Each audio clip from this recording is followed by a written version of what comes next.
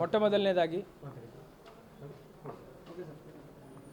ಮೊದಲನೇದಾಗಿ ಛತ್ರಪತಿ ಶಿವಾಜಿ ಮಹಾರಾಜ್ ಇರ್ಬೋದು, ಛತ್ರಪತಿ ಸಂಭಾಜಿ ಮಹಾರಾಜ್ ಇರ್ಬೋದು, ಅವರಿಗೆ ನಾವು ಜಿಲ್ಲಾಡಳಿತದಿಂದ ನಾವು ಸದಾ ಅವರಿಗೆ ನಮನ ಕೊಡ್ತೀವಿ. ಅದರ ಜೋಡಿ ಅವರ ಮಾನ ಸಮ್ಮಾನಕ್ಕೆ ಯಾವಾಗಲೂ ಯಾವುದೇ ಧಕ್ಕೆ ಆಗದಂತೆ ನೋಡ್ಕೊಳ್ಳೋ ಜವಾಬ್ದಾರಿನೂ ಜಿಲ್ಲಾಡಳಿತದಾಗುತ್ತೆ, ಜಿಲ್ಲಾಧಿಕಾರಿಯಾಗಿ ನಂದು ಆಗುತ್ತೆ. ಈಗೇನು ಸಂದರ್ಭ ಸೃಷ್ಟಿಯಾಗಿದೆ, ನನ್ನ ಪ್ರಕಾರ ಭಾಳ ಈಸಿಲಿ ನಾವು ಅದನ್ನು ಸಾಲ್ವ್ ಮಾಡ್ಬೋದು. ಸ್ವಲ್ಪ ಶಾಂತಿಯಿಂದ ಸೌಹಾರ್ದತೆಯಿಂದ ಇದನ್ನು ನಾವು ಪರಿಗಣಿಸಿ ನಾವು ನೋಡಿದ್ದೀವಂದರೆ ಇದಕ್ಕೆ ಸೊಲ್ಯೂಷನ್ ಸಿಗುತ್ತೆ. ಇವತ್ತೇ ನನ್ನ ಕಡೆ ಬಂದರು, ಎಲ್ಲರೂ ಬಂದರು. ಈಗ ಕಾರ್ಪೊರೇಷನಿಂದ ಬಂದರು, ಅದರ ಜೊತೆ ಮುಖಂಡರು ಬಂದರು, ಶಾಸಕರು ಬಂದರು. ಎಲ್ಲರೂ ಬಂದು ಇವತ್ತು ನನಗೆ ಮಧ್ಯಾಹ್ನ ಮನವಿಯನ್ನು ಸಲ್ಲಿಸಿದ್ದಾರೆ.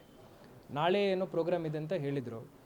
ಇಷ್ಟು ಶಾರ್ಟ್ ಟೈಮಲ್ಲಿ ರಿಯಾಕ್ಟ್ ಮಾಡೋದು ಜಿಲ್ಲಾಡಳಿತದ ಇದರಲ್ಲಿ ಭಾಳ ಕಷ್ಟ ಆಗುತ್ತೆ. ಆದರೂ ಒಂದು ಸ್ಪಾಟ್ ಇನ್ಸ್ಪೆಕ್ಷನ್ ಮಾಡಿಕೊಂಡು ಯಾವ ರೀತಿ ಪತ್ರ ವ್ಯವಹಾರ ಇಲ್ಲಿ ಮಠ 3-4 ವರ್ಷದಿಂದ 3 ವರ್ಷ 2022-23 ಇದೆಲ್ಲ ಶುರುವಾಗಿದೆ. ಆವಾಗಿಂದ ಇಲ್ಲಿ ಮಠ 2025 ಈಗ ಶುರುವಾಗಿದೆ.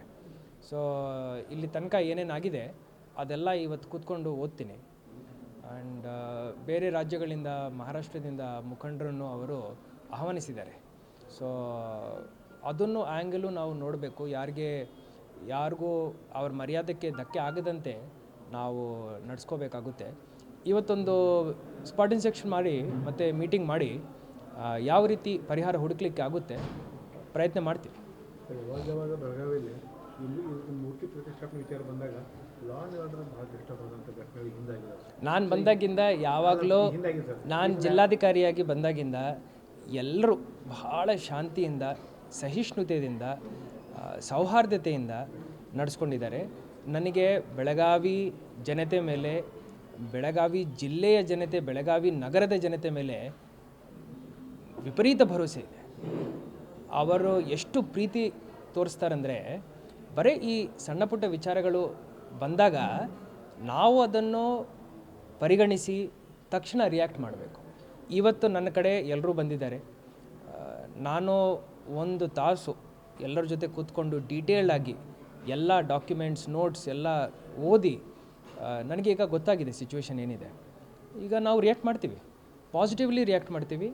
ಹಾಗೂ ನಾವು ಯಾವ ರೀತಿ ಡೆಸಿಷನ್ ತೊಗೊಳ್ತೀವೋ, DC ಆಗಿ ನಾನು ಮತ್ತು ಪೊಲೀಸ್ ಕಮಿಷನರ್ ಅವರು ಇರ್ಬೋದು, ಜಿಲ್ಲಾಡಳಿತದ ಡೆಸಿಷನ್ ಏನಿರುತ್ತೆ ಅದಕ್ಕೆ ಎಲ್ಲರೂ ಒಪ್ಪಿಗೆ ಕೊಡ್ತಾರೆ ಅಂತಲೂ ನನ್ನ ಭರವಸೆ ಇದೆ.